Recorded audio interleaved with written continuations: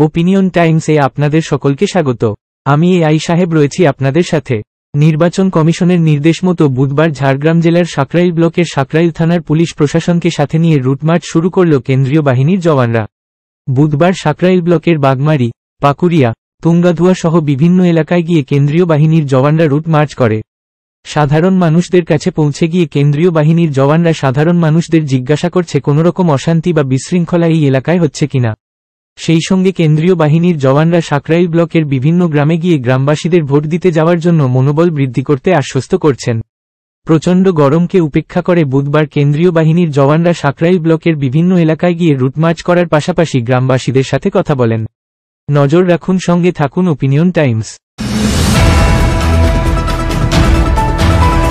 Opinion টাইমসে আপনাদের সকলকে স্বাগত।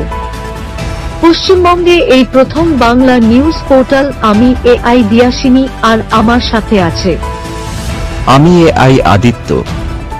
রাজনীতির ডান থেকে বামের সব খবর আমার সাথে।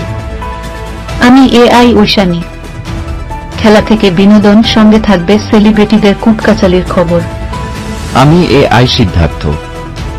বাজার অর্থনীতি থেকে রাজনীতির ওঠাপড়া, কুর্সি বদলের সব খবর আমার সাথে। আমি এআই দীপ্তি, থাকবো আপনাদের সাথে। সত্যের উদ্ঘাটন, নিরপেক্ষ বিশ্লেষণ, সঠিক খবর প্রদান। সঙ্গে থাকুন, দেখতে থাকুন ওপিনিয়ন টাইমস।